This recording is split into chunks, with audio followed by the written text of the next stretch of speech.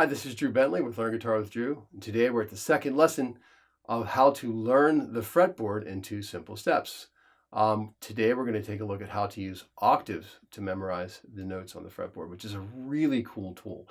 The first lesson was about going from east to west, which is sort of the traditional way to do it when you're moving through chromatic notes. If you haven't watched that video yet, you might want to pause this and go back and watch that video first, and then come back and catch up where we are, or maybe just come along for the ride right now and watch that one later. Okay, but first of all, thanks so much for checking out the video. My name is Drew Bentley. The channel is Learn Guitar with Drew. If you like what you see here, please click that subscribe button and hit the bell for notifications. And in the comment section down below, you'll find links for my websites and other guitar resources. Okay, so this is a really cool tool to use octaves to memorize the fretboard. Okay, so most of the time we go from horizontally from what I call east to west to learn the notes: E, F, F sharp, G, G sharp, A sharp, B. That's a cool tool, but this is so much better because now we can start to learn what I call the no man's land, from like the 7th fret to the 12th fret. It's sort of like nobody really knows what notes those are. And if you're a beginner guitar player, you have no idea, right? So as we're conquering the West, moving across the fretboard, these are sort of notes we don't know. This octave thing will help you to memorize those notes really easily, and I'll show you how. So we're going to use the circle of fifths. If you don't know what the circle of fifths is, go ahead and look that up. The first key in the circle of fifths is the key of C, which has no sharps or flats. So check it out. I'm going to play a C note here. And what I'm going to do is I'm going to go an octave below that C note, which is right here. Now you can see that house is a C chord, so that's kind of cool. The octave is right, right there. The chord's kind of surrounding it. So if I play this note to this note, I'm going to put my first finger where my third finger is and go up to here. And now I have the next C in line. Put my first finger where my third finger is. It's another C up here. Down to here's another C. Like this to here's another C. Here to here's another C. And now I've played every C that there is from here to here, moving across from C to C. Horizontally, I could have just gone up the string to play an octave, but now I've played every C that there is along the way, which is really cool. And I could continue to take that across past the 12th fret and do it all the way until I run out of frets this way, which is a really cool thing to do on your own time. You probably want to do that. You also probably want to play it backwards, like memorize these going up and then backwards. If you play it really fast, it kind of sounds like a Steve Vai, like it's pretty fun. So we're going from what I call east to west. If you can go the whole length of the fretboard, all the better. For today's tutorial, we're just going to go to the 12th fret. So you probably notice when I play these octaves, between this note and this note, I had 2 frets between them. Between this one and this one, I had 1 fret. Now, the reason that is like that is that the guitar is tuned a special way where there's a shift. If we didn't have the shift, we'd have to have our finger kind of like be crooked or something to play a bar chord. So the powers that be that made the guitar, and the most awesome thing ever made, they created it that way so that the strings are tuned differently. This is a perfect fourth. Here comes a bride. Here comes a bride. Here comes a bride. But B to C, or sorry, G to B is not a perfect fourth. That would be a perfect fourth. So that's a major third. There's a shift in the way the strings are put on the guitar. Perfect fourth, perfect fourth, perfect fourth, major third, and then another perfect fourth. Therefore, the octaves from these string groupings, from D to B and from G to high E, are different. There's 2 frets between those. Keep that in mind.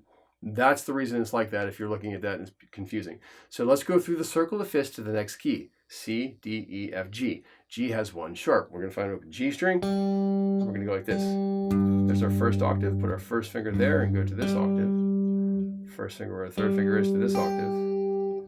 First finger there, there's another G here, and then here to here is another G. Now, I've traveled from open G to the 12th fret of G, which again, horizontally, from east to west, I've traveled 1 octave, but I've played every octave in between by doing it that way. That's amazing. So why is this important? Okay, besides learning the octaves, which is cool, we want to do that. If I play a note that's in the no man's land, the 9th fret of B, if you're watching this video, you may not know what that note is, okay? So rather than go and count the letters up and horizontally, which it's fine to do that. The shortcut, the better way, is to do this. We're going to use a frame of reference. We're going to go like this, down to here, and then here, down to here. Now I know that note is a note that I'm more familiar with, okay, because I've gone 1 step below and 1 step below, and I found the note I was looking for. So what we want to do is memorize the low E string and the A string first when you're doing this, because like when I was growing up, you know, all the Scorpion songs, all these power chord songs, of which I've learned 5 trillion of them, they're almost always based on the E string and the A string. So if you learn those are great notes that you can know when you're doing the octave thing. I call it the octave game. From the B string to the D string to the E string, 2 steps removed, I can figure out what note I'm playing if I know what note I'm playing on the low E string or the A string. So if you haven't watched the series on bar chords yet on the channel, I would do that. It's a good thing to get to, because then you can start to learn how the bar chords work too, and it all ties together. What we're trying to do here is get out of playing simple cowboy chords, which is fine, you know, C's, A, G's, E's, and D's, and whatever else, and start to become pioneers and move across the country here and start to conquer these frets, right? I don't think anybody's ever started on the guitar here on the 22nd fret and worked their way backwards to learn. It always goes this way, sort of like you read across the page. Okay, so that's why we're doing this. We're figuring out systematic ways to start to memorize the fretboard.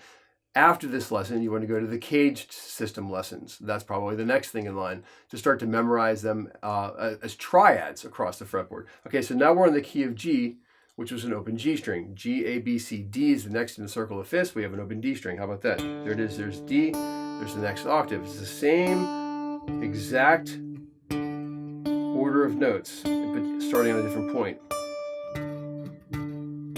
Now I've traveled an octave from open D to the 12th fret of D, but I've hit every D along the way.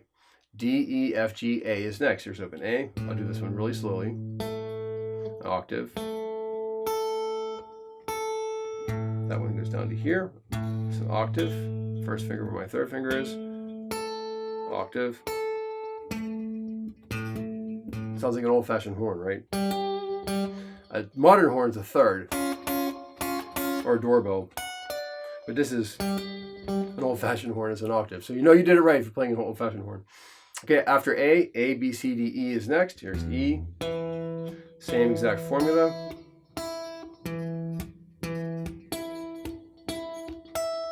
So you can see the value in this. What's next? E, F, G, A, B. There's open B. Just jump in wherever you are in the formula.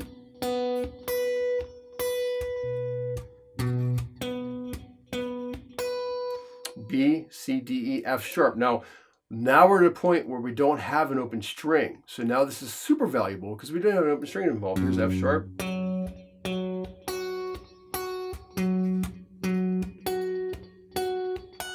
So you could do this for the entire circle of fifths, and I would actually do the circle of fourths as well. It's really valuable to go the other direction. Jazz tunes pretty much, you know, cycle through fourths in the other direction. So learning the circle of fourths later on in your guitar development will be huge for you. So think of it both ways. I know traditionally we think circle of fifths, but circle of fourths is just going the other direction. Circle of fifths backwards. Okay, so if you do this for all 24 keys and you do this like once a day, while you're writing out the fretboard charts from the first lesson, you'll really start to learn the notes, right? And then if you think about, if you get lost, for example, the F sharp we just played, here I can go down 1 octave lower, another octave lower. Now I found a note that I know, which is the 2nd fret of low E string. I know that note already. I can use the octaves to reference it. Okay, I'm going to do one more time very slowly through the C's so we can really make sure we understand how this works. I'm going to go up 2 frets and down to this string. Up 2 strings, 2 frets. Up 2 strings, 3 frets. Same fret, low E string. Up 2 frets, 2 strings. Up 3 frets, 2 strings, and now I've covered the entire octave from the 1st fret to the 13th fret. Okay, so now that you have this under your belt, you can jump into the caged system next, which is really huge. All right. So hopefully that was helpful. I really appreciate you watching the lesson. Please subscribe if you haven't already. It's very helpful for me to support me. I appreciate that, and I guess I will see you at the next lesson.